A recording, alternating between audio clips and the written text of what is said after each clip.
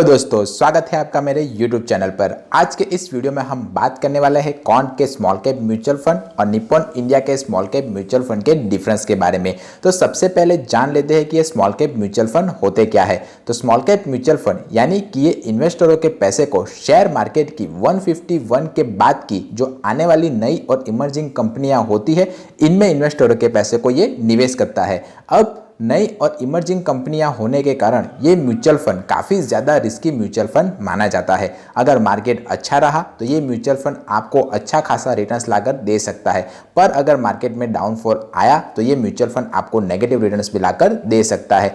तो अगर आप एक रिस्क टेकिंग कैपेबिलिटी वाले पर्सन हो तभी इस तरह के म्यूचुअल फंड में अपनी इन्वेस्टमेंट को स्टार्ट करने के बारे में सोचिएगा। अब हम देख लेते हैं कि इस म्यूचुअल फंड ने कितना रिटर्न 5 साल में लाकर दिया हुआ है। तो कौन के स्मॉल कैप म्यूचुअल फंड ने 45.1% का, जबकि निप्पॉन इंडिया के स्मॉल कैप म्यूचुअल फंड ने 36.1% का रिटर्न अपने इन्वेस्टरों को लाकर दिया हुआ है एक साल में। ये दोनों हाई रिस्की म्यूचुअल फंड है। और ऐसा क्यों? क्योंकि दोनों स्मॉल कैप म्यूचुअल फंड है और इक्विटी मार्केट में इन्वेस्टरों के पैसे को ये इन्वेस्ट करते हैं।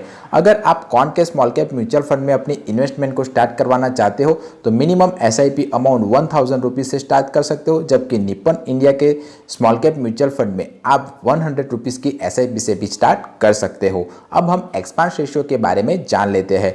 तो कौन के स्मॉल कैप म्यूचुअल फंड का एक्सपांस रेशियो 0.64 है और निप्पॉन इंडिया का भी स्मॉल कैप म्यूचुअल फंड का एक्सपांस रेशियो 0.64 है। अब जिसे नहीं पता कि एक्सपांस रेशियो किसे कहते हैं, तो जो एसेट मैनेजमेंट कंपनियां होती है वो हमारे पैसे को मैनेज करने के लिए हम ही से कुछ फीस चार्ज करती है और उसी फीस को वो एक्सपांस रेशियो के तौर पर हमें बताती है। तो जितना ज़्यादा एक्सपांस रेशियो होगा उतना ही कम आपको प्रॉफिट होगा। तो जब कभी भी आप किसी भी म्यूचुअल फंड को चुने तब एक्सपांस रेशियो के क्राइटेरिया को ज़रूर ध्यान रखें।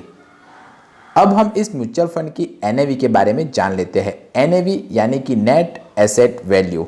अब पहली बात, ये NAV की वैल्यू होती है वो हर दिन चेंज होती रहती है। मान लीजिए कि आपने 1000 रुपीज़ की SIP चालू की है तो 1000 रुपीज़ डिवाइडेड बाय अगर आप NAV करोगे तो जितना अमाउंट आपको मिलेगा उतने अमाउंट के यूनिट्स आपको अलॉट होंगे। तो मार्केट जब अच्छा होगा तब आपको कम यूनिट्स मिलेंगे क्योंकि NAV की जो प्राइस होगी वो ज़्यादा होगी, और अगर मार्केट में डाउनफॉल आया तो आपको NAV के यूनिट्स ज़्यादा मिलेंगे क्योंकि मार्केट में NAV सस्ती पड़ेगी तब। तो इसीलिए मैं हर बार कहता रहता हूं कि जब कभी भी आप अपनी SIP को चालू रखें तो लॉन्ग टर्म के लिए कंटिन्यूस उसे रखें, क्योंकि लॉन्ग टर्म में जो SIP की अमाउंट और इंस्टॉलेशन होती है वो एवरेज आउट हो जाती है। कौन का स्मॉल कैप म्यूचुअल फंड 7 जनवरी 2013 को स्टार्ट हुआ था, जबकि निप्पॉन इंडिया का स्मॉल कैप म्यूचुअल फंड 31 दिसंबर 2012 को चालू हुआ था। दोनों के फंड साइज देखें तो कौन का small cap mutual fund around 21,243 crore rupees के आसपास मैनेज करता है, जबकि निप्पॉन इंडिया का small cap mutual fund 51,566 crore rupees के आसपास पैसे को मैनेज करता है। अगर आपने एक साल के भीतर अपने निवेश किए पैसे को निकाल लिया तो आपको 1% का एग्जिट लोड चार्ज दोनों म्यूचुअल फंड में देना पड़ेगा। ये बात आप ध्यान रखिएगा। अब हम रिटर्न वाइज देखें तो कौन के स्मॉल कैप म्यूचुअल फंड ने एक साल में 70.4% का, जबकि निप्पॉन के स्मॉल कैप म्यूचुअल फंड ने एक साल में 61.4% का। 3 साल में कौन के स्मॉल कैप म्यूचुअल फंड ने 33.5% का, जबकि निप्पॉन इंडिया के स्मॉल कैप म्यूचुअल फंड ने 3 साल में 34.7% का। 5 साल में कौन के स्मॉल कैप म्यूचुअल फंड ने 45.1% का, जबकि निप्पॉन इंडिया के स्मॉल कैप म्यूचुअल फंड ने 5 साल में 36.1% का रिटर्न्स लाकर दिया हुआ है। अब हम प्रॉन्स की बात करें यानी कि कुछ अच्छी बातें करें तो कौन के स्मॉल कैप म्यूचुअल फंड की अच्छी बात यह है कि उसने 1 साल, 3 साल, 5 साल और 10 साल में अपने कैटेगरी एवरेज के बेंचमार्क के रिटर्न को बीट किया हुआ है, और यही बात निप्पॉन के इंडिया के स्मॉल कैप म्यूचुअल फंड में भी आपको देखने को मिलेगी। दोनों का जो एक्सपांस रेशियो है वो कम है कंपेरेटिवली अदर म्यूचुअल फंड की तुलना में। अब हम होल्डिंग की बात करते हैं तो इक्विटी यानी कि उसने शेयर मार्केट में 96.1% पैसा इन्वेस्टरों का कौन के स्मॉल कैप म्यूचुअल फंड ने इन्वेस्टमेंट किया हुआ है, जबकि निप्पॉन इंडिया के स्मॉल कैप म्यूचुअल फंड ने शेयर मार्केट में 95.6% पैसा इन्वेस्टरों का इन्वेस्ट किया हुआ है।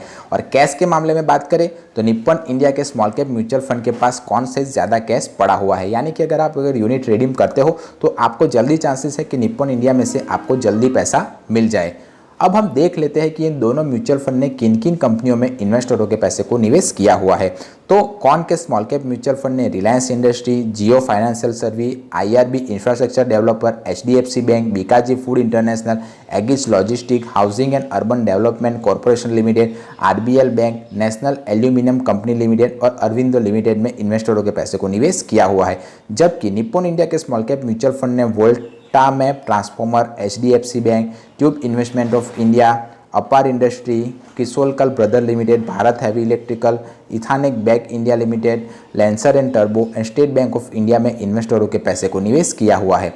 अब ये दोनों फंड का जो फंड मैनेजर मैनेज करता है, तो कौन के स्मॉल कैप म्यूचुअल फंड को मिस्टर शर्मा मैनेज करते हैं और निप्पॉन इंडिया के स्मॉल कैप म्यूचुअल फंड को मिस्टर रच मैनेज करते हैं और दोनों एक्सपीरियंस फंड मैनेजर माने जाते हैं। अब इन फंड हाउसेस के बारे में जान लेते हैं। तो कौन का फंड हाउसेस यानी कि एएमसी 15 अप्रैल 1996 को चालू हुआ था और वो जो अराउंड कैपिटल मैनेज करता है वो अराउंड 295 करोड़ रुपीस के आसपास मैनेज करता है। वे 38 नंबर पर है पूरे भारत में। पहले, दूसरे, तीसरे नंबर पर कौन से आते हैं मुझे कमेंट करके बताइए, मैंने आपको बताया हुआ है।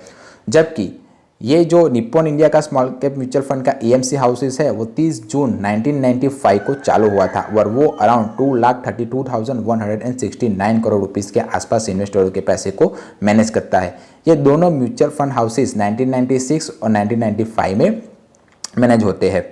अब आप जो रजिस्टर्ड एजेंट है इस म्यूचुअल फंड का, तो दोनों का रजिस्टर एजेंट केफिन है, यानी कि अगर आपके पास मेल आता होगा तो आप उसमें केफिन टैक्स की तरफ से आपके पास मेल आता होगा, आप ध्यान से देखिएगा। अब एक बात जो यहाँ पर छूट रही है वो है स्टैंडर्ड डिविएशन के बारे में। आप जब कभी भी किसी भी म्यूचुअल फंड को चुने तब कम स्टैंडर्ड डिविएशन वाले म्यूचुअल फंड को चुनने की कोशिश कीजिए, क्योंकि जितना कम स्टैंडर्ड डिविएशन होगा उतना ही अच्छा, वेल परफॉर्मिंग और कम वॉलेटाइल म्यूचुअल फंड माना जाएगा। तो आप इन दोनों में से किस म्यूचुअल फंड में इन्वेस्टमेंट करना चाहते हो मुझे कमेंट करके बताइए। वीडियो पसंद आया है तो वीडियो को लाइक कीजिए और चैनल को सब्सक्राइब कीजिए। कोई क्वेश्चन या क्वेरी हो तब भी आप कमेंट करके पूछ सकते हो। मिलते हैं अगले वीडियो में, तब तक के लिए बाय बाय।